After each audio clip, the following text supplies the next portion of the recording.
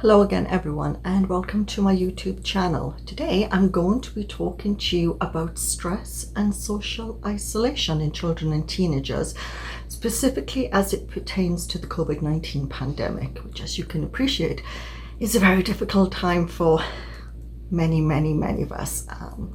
My name is Tracy Maxfield. I'm a retired nurse, author, peer specialist, speaker and stop bullying and mental health advocate. And I'd really appreciate it if you would consider subscribing to this channel. You can just go below and press the button, and then every time I post you'll get notifications. Also on YouTube you can check out my new podcast, Engage, Educate and Empower. And again, much like the work that I do, I have weekly guests and we talk about specific issues and life challenges that pertain to children, teenagers and young adults around the world. So, stress. Now, I think what's happened in today's society is stress has become a dirty word. You only have to turn on the TV, look in magazines, go on social media, and everyone is giving you stress management techniques, tips, how to get rid of stress in your life. Now, certainly it is a hectic, busy life that everyone leads, absolutely. However, I think we've forgotten that stress is actually a very important and normal part of brain health and healthy living. What stress does is that it enables us to trigger our alert response, our fight, flight, fight response, which alerts us to dangers or something is not right, and then we respond appropriately. I think the challenge is that because everyone thinks that all stress is bad, they're making every attempt to suppress any stressful response we got. And what happens is that by doing that and trying to avoid stress, especially in our kids' lives, we're not allowing them to learn and to develop coping strategies, how to manage stress when it arises. Another important thing is stress may lead to anxiety, but it does not necessarily cause anxiety, not when it is managed appropriately. What stress does is that it gives us the opportunity to learn to cope, to manage our emotions, to problem solve, to develop skills and strategies that will help our children and teenagers become stronger and better equipped to handle the next stressful event. And so there are three types of stress. There is positive, tolerable, and toxic. So positive stress is usually short term and it can occur up to multiple times of day, but it helps us to learn how to adapt and grow. So positive stress is going out on a first date, an exam, trying out for the team. That's positive stress. What it does is we understand it's our body's responding, and it's because of the expectations that we put on ourselves. We want to ace the exam. We want the first date to go well. But we can learn, deep breathing, relaxation exercises, talking to our self-talk, and it'll pass. And then we'll say to ourselves, wow, it wasn't that bad. Tolerable stress involves a situation where there's most of a serious impact. So it could be the death of a grandparent, the death of a parent, the loss of a best friend, move to a new area, death of a pet. Tolerable stress occurs multiple times in our lifetime. We're always going to encounter things like that. And what we need to do and understand is that with supportive intervention and care, it will ease, it will get better, and we will develop strategies to help us cope the next time it arises. There's no getting around it. Tolerable stress will always occur, and it's how we choose to respond, not react. Respond will help us maintain good mental health and actually reduce the effects and the stresses on our body. Now, the bad stress, the really negative stress, which we do not want, is called toxic stress. This is prolonged, it is extremely bad, and studies have shown that toxic stress, what it does to the brain and body of a child or teenager, creates extensive inflammation, which results in long-term mental health problems and physical ailments. That is bad, and that's something that we must deal with immediately, because more times than not, the child or teenager's life is at risk. So toxic stress is sexual or physical abuse, neglect. It's living in a family where maybe mum is a drinker, dad is involved in crime or is a member of a gang. Toxic stress is gang shootings going on and drug dealings in your neighborhood every single day, and you hear gunfire and you have to duck for cover when you're all watching TV. That's toxic stress. Can you imagine? That triggers your flight, fight, fight response. And what it does is, I call it the needle on the record player. The needle's stuck and it doesn't dissipate and it doesn't increase. It just stays and stays and stays. And it's like the car that's revving and revving and revving constantly, and it's flooding the brain and body with inflammatory chemicals. So the key is, I think, when someone's in a toxic, stressful situation, is that you really need to intervene and get them help. And that usually involves a change of location, or it may be extensive counseling and stress management techniques. For the positive and tolerable stress in our lives, it's encouraging and supporting your child or teenager to learn to develop the skills so they can handle the next stressful event. Because we have to understand life is not fair, and it is full of curveballs, and your child and teenager is going to encounter them all the time. And when things don't work out as they planned, instead of them beating themselves up, becoming extremely stressed and anxious and fearful that it may happen again, you need to sit with them, you need to talk, you need to listen, support, guide them, suggest, let's do this, let's try this. If it seems like they're very stuck and it's going to be a problem, then you introduce counseling sooner rather than later, because the sooner we can give them the help and the tools that they can empower themselves and take control and move forward, the better they are. Now, what's happening in this current pandemic is that the social isolation has actually created lots of stress and angst. And it is because we have, now for the kids, it may not be as bad. So, I mean, for young children, if you keep them occupied and busy with tasks. But for the teenagers, the challenge is that their peers are their family. It is their network. And now that we've actually cut them off from their peers, they're really not understanding what to do and how to cope.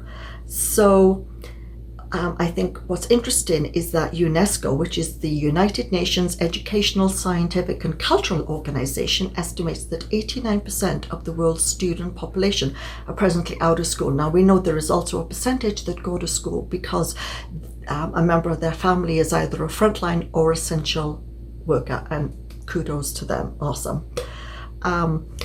Now, I think normally,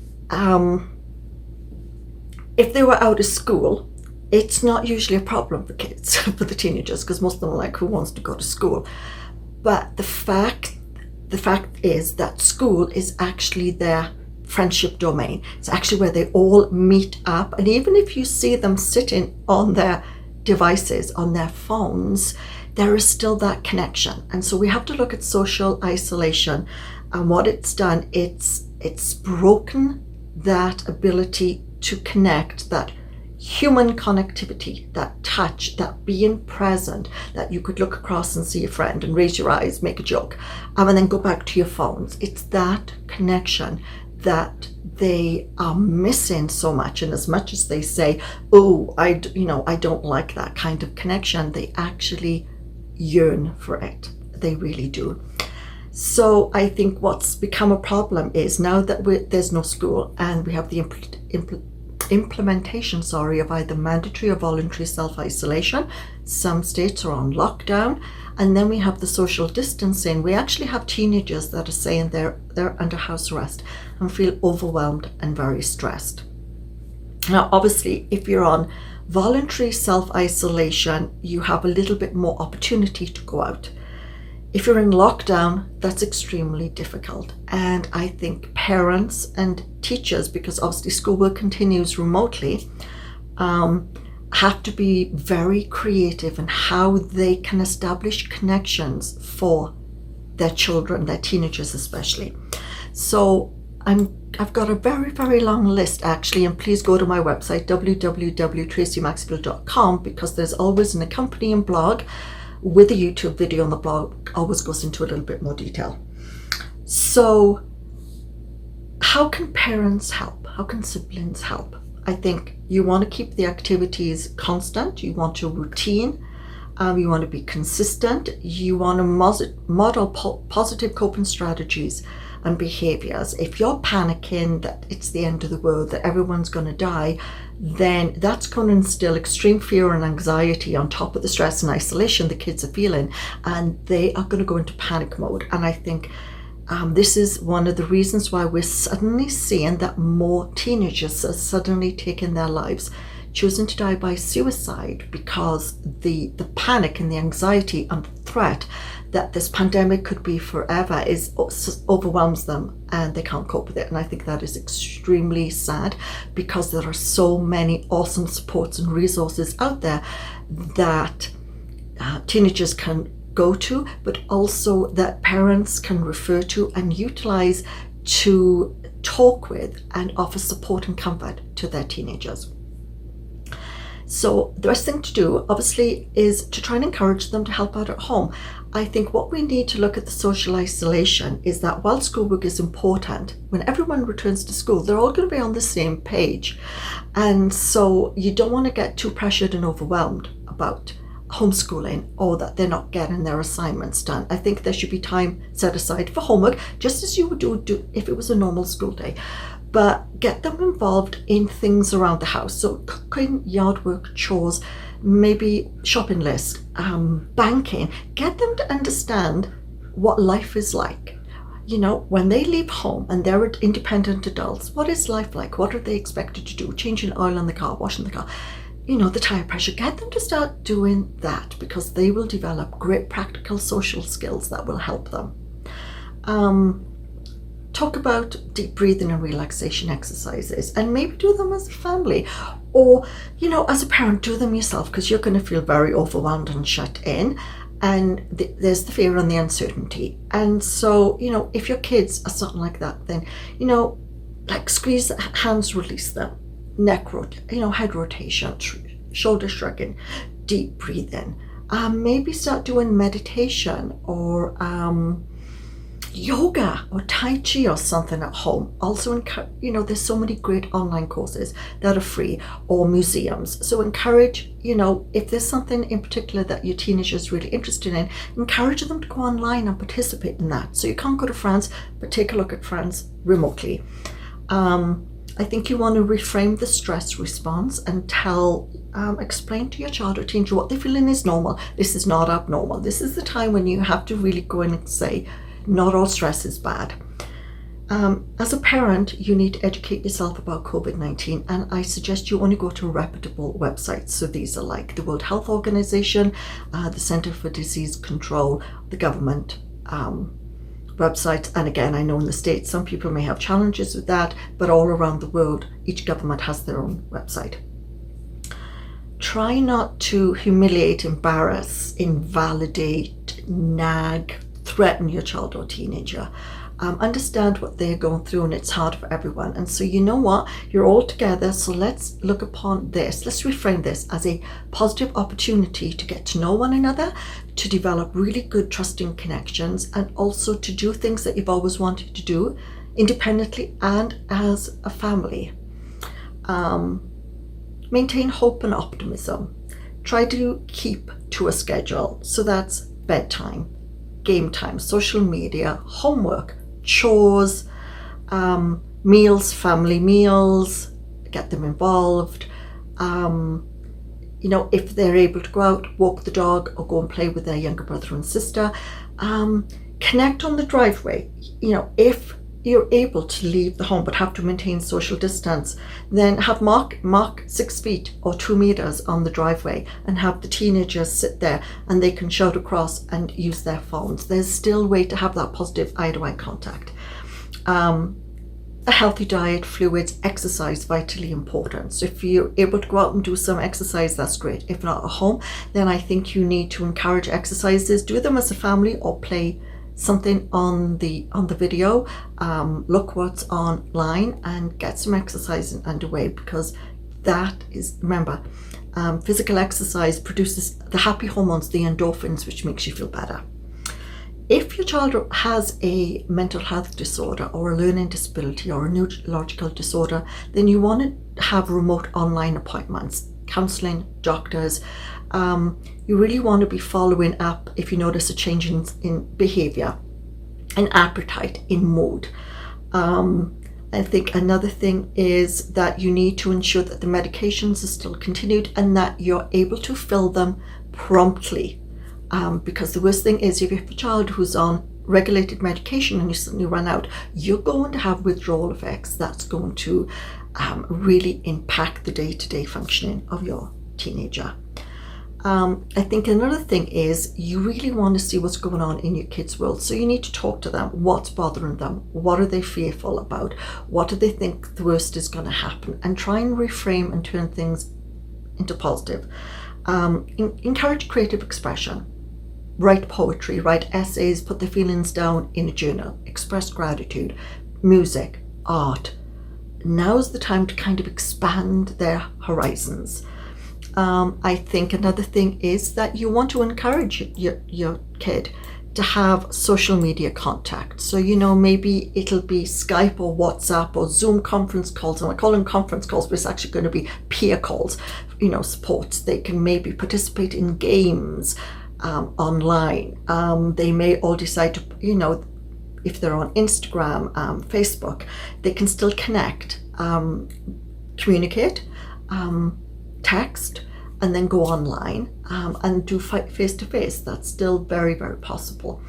I think another thing is that if you notice that there's a change in behavior, or if your child or teenager already has a bipolar disorder or a depression or an anxiety disorder, and you notice some changes, I think this is important to understand that this is when they are at risk of doing something.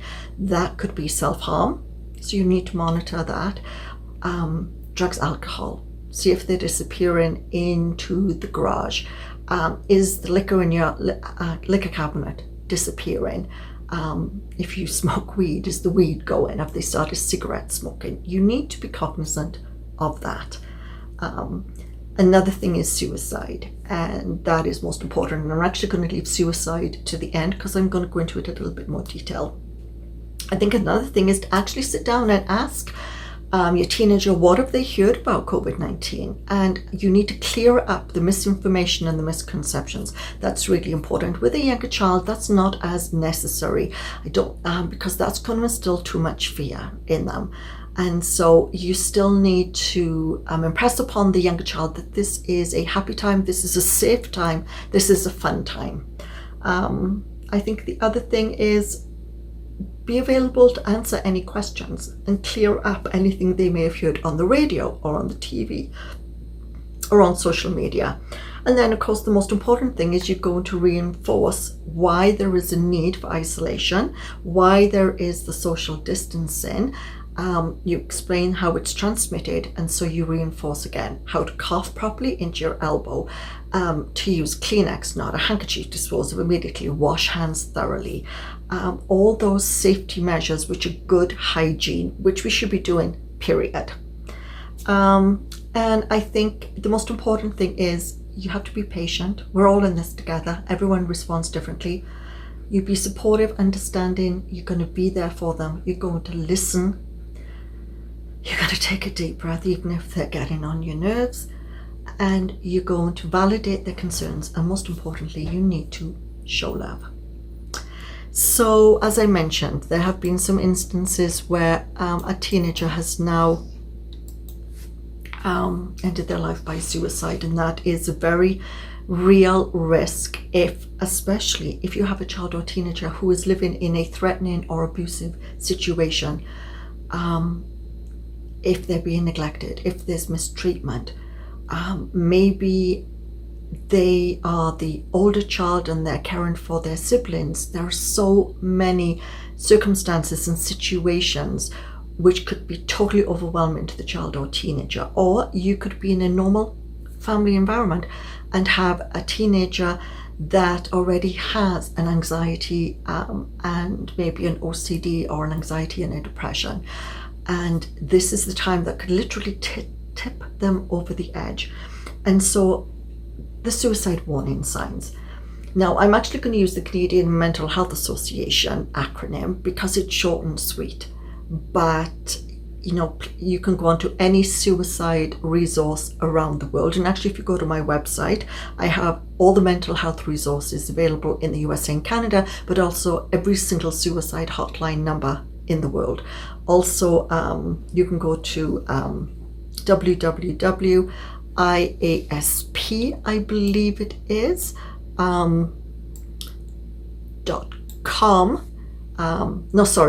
iasp.info or www.suicide.org, which gives you immediate numbers, text numbers, resources.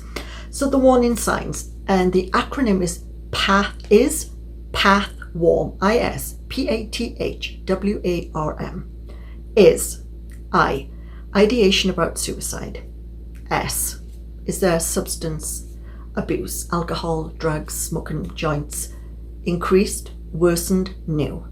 P, sudden expression of purposelessness, hopelessness in life. A, anxiety, feeling overwhelmed, so stressed out, can't possibly cope with any more, literally vibrating, shaking, crying all the time. T, trapped, feeling claustrophobic, that there's no way out, there's no end in sight. H, feelings of hopelessness, the helplessness, the sadness, the sorrow, I don't know what to do anymore. W, withdrawal from friends or family, not coming down for meals, not participating in school work or chores, not communicating with their friends, isolating themselves in the bedroom, shutting off the world. A, anger or rage. If this is new behavior, why has this suddenly happened? What is going on? Remember, any behavior is a sign of an unmet need. So what is going on in your teenager's life that you have so much anger, rage, hostility? And R is recklessness. That is engaging in risky, harmful, unsafe behaviors. Now, usually if they were out in the community, we would say, you know, maybe sex, drugs, alcohol, crime, speeding in a car, doing silly things like riding on a car roof. Now that they're on isolation, recklessness again is the cat-in themselves, maybe doing things like playing with knives in the kitchen, doing silly tricks which could really hurt themselves, literally playing with fire, you know, maybe setting things on fire and just looking at it. Or you notice that, you know, beers are missing from the fridge, or, you know, wine is disappearing. And M is mood change. So you have to be cognizant that their mood is going to change because of what's happened, and that's why you need to talk and engage them. But if you're noticing mood change accompanied by some of the other behaviors, then that means that your child or teenager is at very high risk of suicide, and you need to talk with them. If you think they're in imminent danger, you need to dial 911 and get help immediately. If you feel that they're making a suicide plan or they're thinking about it, then I think together you need to sit down and call a suicide hotline and talk to a very experienced counselor who has been there and knows what your child or teenager is going through, and sit and talk and listen. As a parent, reach out to online support groups, to Mental Health Association. They have fact sheets, they have check sheets, you know, could your child be suffering from this? They have numbers that you can call 24 hours a day and get guidance and support. And so that is imperative. So I hope that you found this information helpful and not too overwhelming.